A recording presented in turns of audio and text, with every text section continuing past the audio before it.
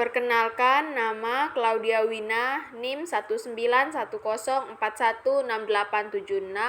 kelas A2 pagi, mata kuliah E-Marketing, dosen Adi Mursalin, SE MM. Ringkasan bab 2, think. 1. Pendahuluan. Berpikir atau think adalah langkah pertama dalam proses strategis. Think. Penelitian, perencanaan, dan strategi. Gunakan peluang digital untuk memenuhi tantangan komunikasi, pasar, dan produk. Rencanakan aset dan kampanye. Create. Buat aset yang indah dari situs web dan video hingga spanduk dan aplikasi iklan. Engage. Gunakan saluran untuk mengarahkan lalu lintas ke aset tersebut dan bangunlah hubungan dengan pelanggan. Optimis. Lacak dan analisis untuk memahami kinerja aset dan kampanye. Dapatkan wawasan untuk meningkatkan dan menguji aset dan kampanye. Strategi pemasaran digital menangani bagaimana internet telah mengubah dan menantang dunia di mana kita memasarkan dan bagaimana cara untuk menggunakan alat dan taktik digital untuk strategi pemasaran yang efektif. Strategi pemasaran konten menjabarkan blok bangunan untuk secara efektif menggunakan konten, bukan iklan untuk menjangkau khalayak. 2.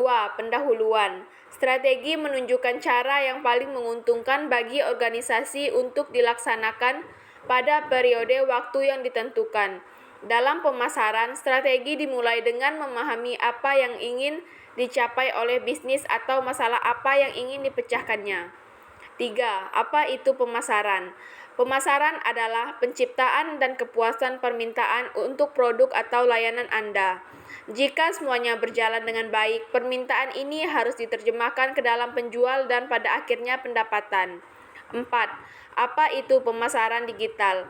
Pemasaran digital mendorong penciptaan permintaan menggunakan kekuatan internet dan memenuhi permintaan ini dengan cara-cara baru dan inovatif. Internet adalah media interaktif.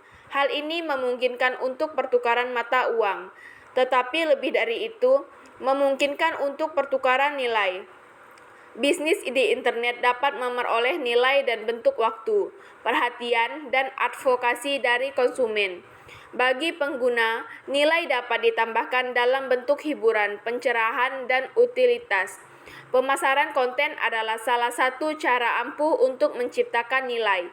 Kebalikan dari transaksi adalah apa yang penting di sini. Dengan kata lain, pertukaran adalah jalan kedua arah yang memberikan manfaat bagi kedua belah pihak secara bersamaan. 5. Memahami strategi pemasaran. Ada dua hal yang perlu diperhatikan dalam memahami strategi pemasaran.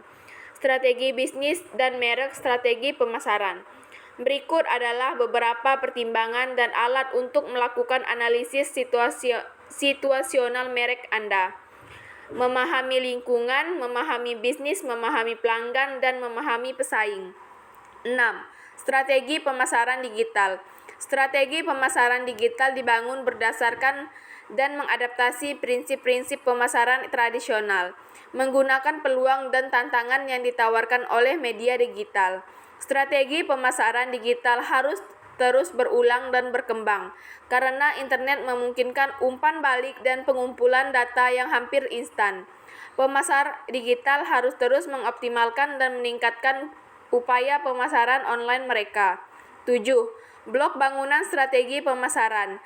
Teknik-teknik pembangunan berikut akan membantu Anda menyusun strategi pemasaran, baik online maupun offline, yang menjawab tantangan bisnis inti Anda.